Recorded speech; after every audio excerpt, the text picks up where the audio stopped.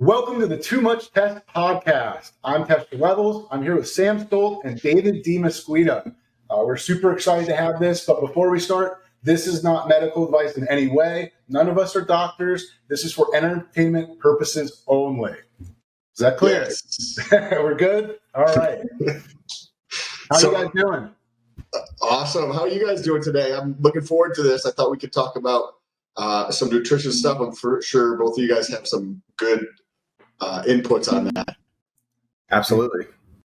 So like back when I first started learning about your macros and whatnot, I did that typical, chicken and broccoli. And I would eat that every single day while I was cutting back 5, 6, 7 years ago or something.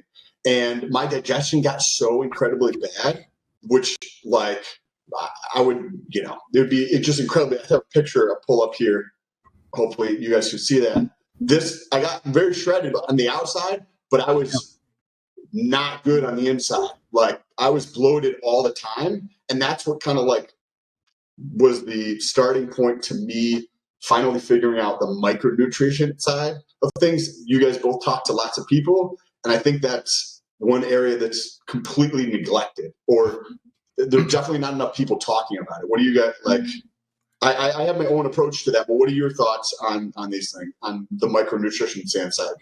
I think that's some fantastic natty genetics right there. That's pretty solid.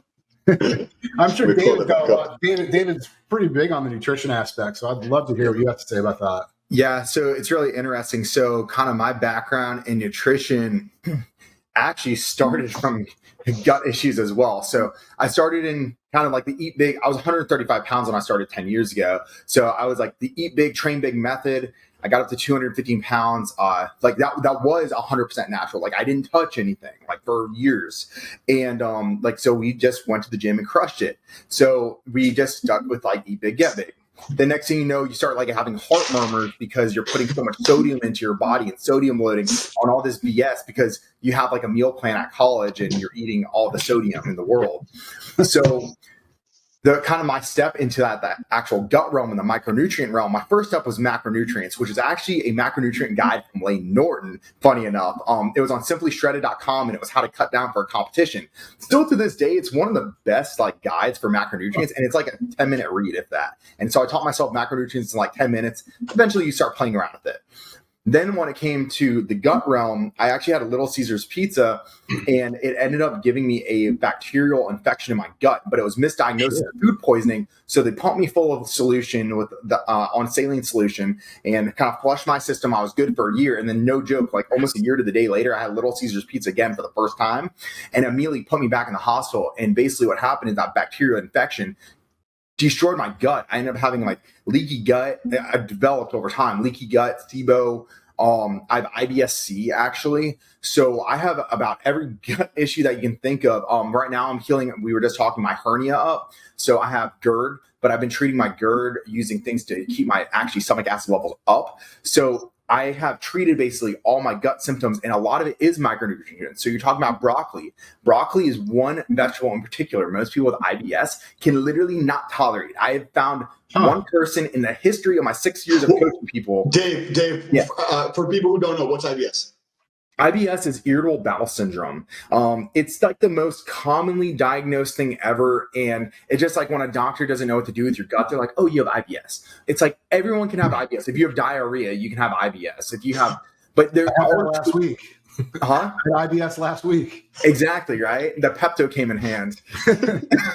So when this happened to me and I would go, I looked great, but then I was bloated. I would fart, and literally I worked in an office by myself, the next office, which was like the wall over, but there was no like ventilation. It was like my own office with walls and everything, and the ceiling. They could smell how bad it was. Yeah. And that's when I started understanding micronutrients. So like today I like to have 5 different types of vegetables with every meal and 5 different types of spices and herbs because, and that variety I change on a weekly basis, or like I meal prep for 1 to 3 days at a time. So 1 to 3 days, I'll have very similar 5 vegetables and 5 slices of herbs. But then when I re-meal prep, I'll use different, or at least some of the vegetables will be different, and some of the spices and herbs will be different.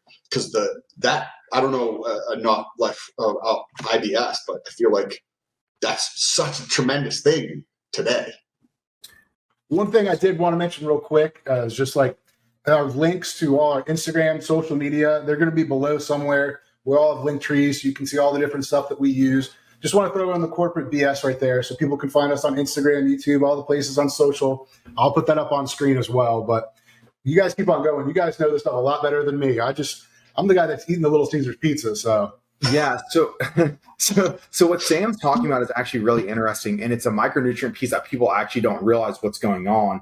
So diversity is great for our guts. When you have severe gut issues, usually you have to have a very, very limited palate. Like a doctor will put you on a low FODMAP diet. It's not always needed. Sometimes it is, but you actually want to have low, medium, and high FODMAP foods that come into play. But what is FODMAP?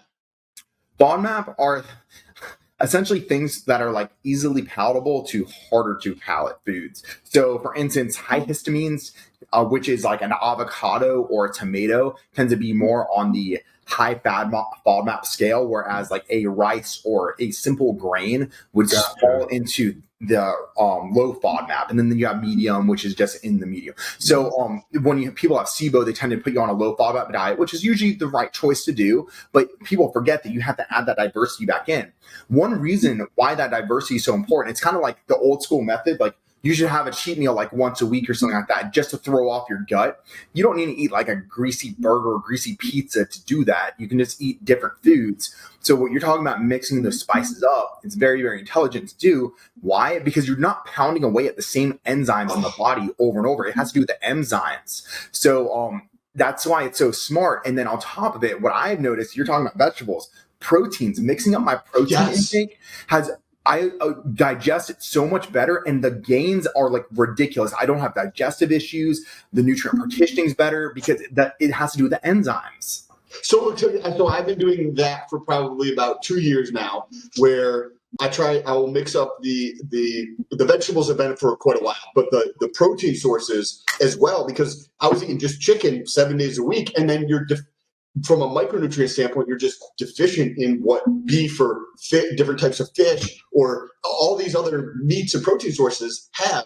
And I try to do that, at least have 2 different sources per day. So it doesn't always work out, but that's what how do you structure yours, like for the protein sources?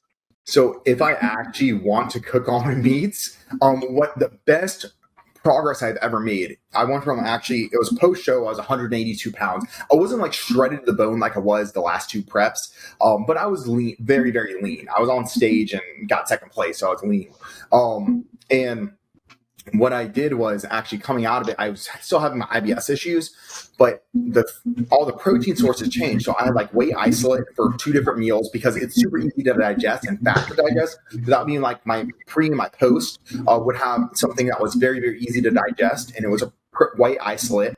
And then I would do in the morning, I would do usually a ground turkey. I stayed away from chicken for actually almost 2 years because it was easier to digest. And it's easier to digest.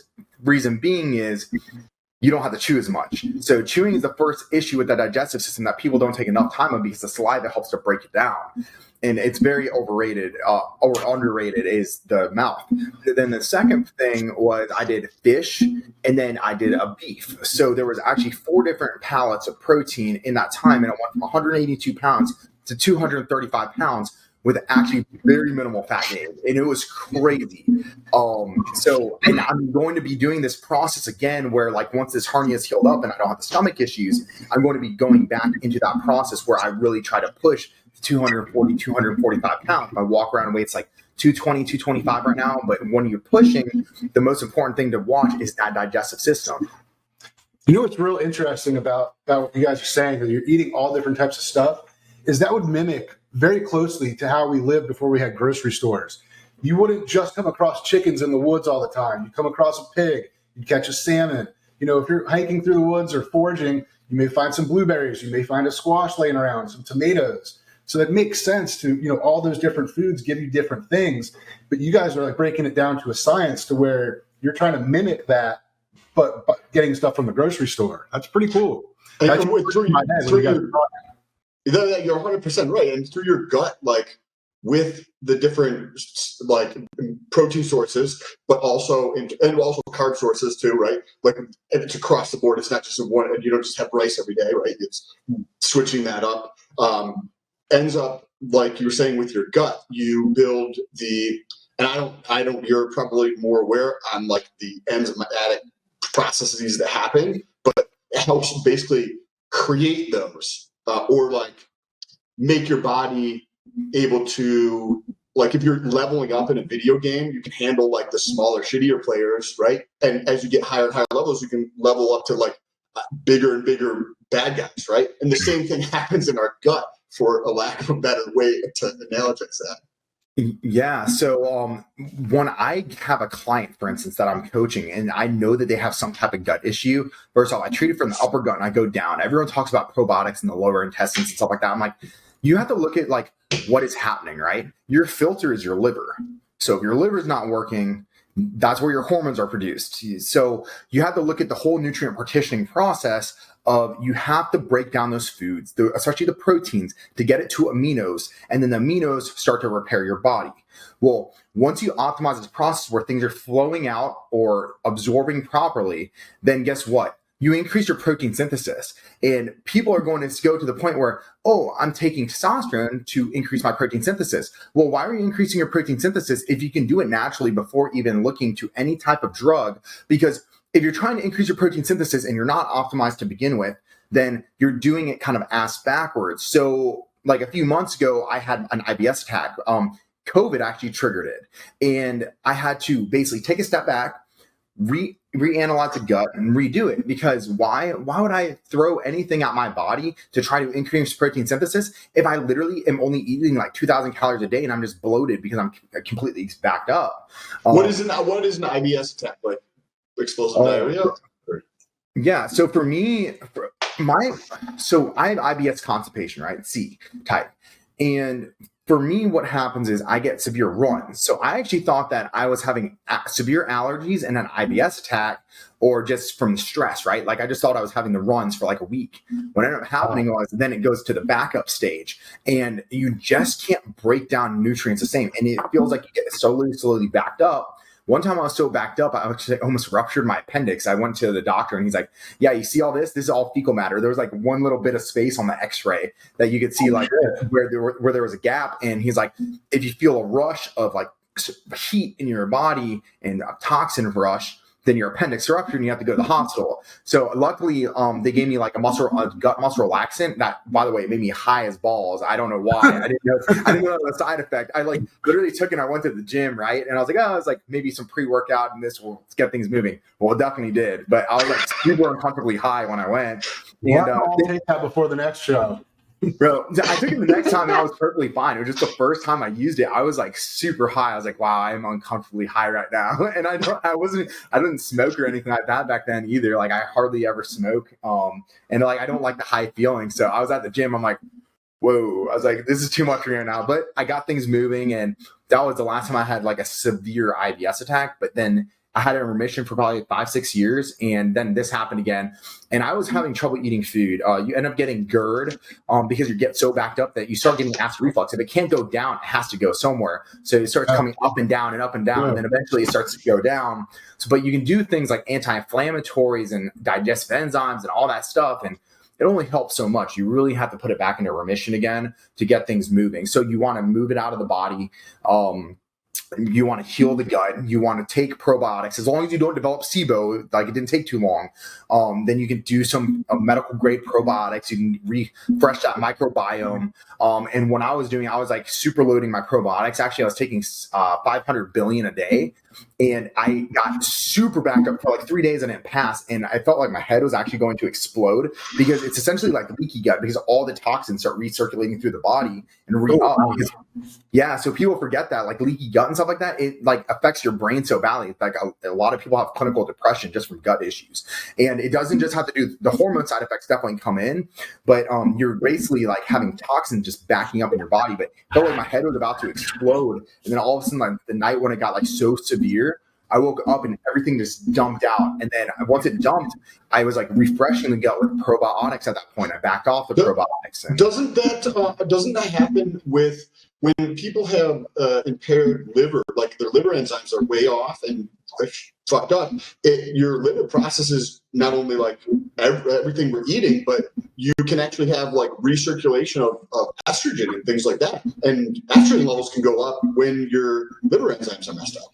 So now this is a really interesting topic because liver is something I would love to talk about, but liver is where your hormones are produced, right? But people also forget that 50% of your estrogen is broken down by the liver and excreted out.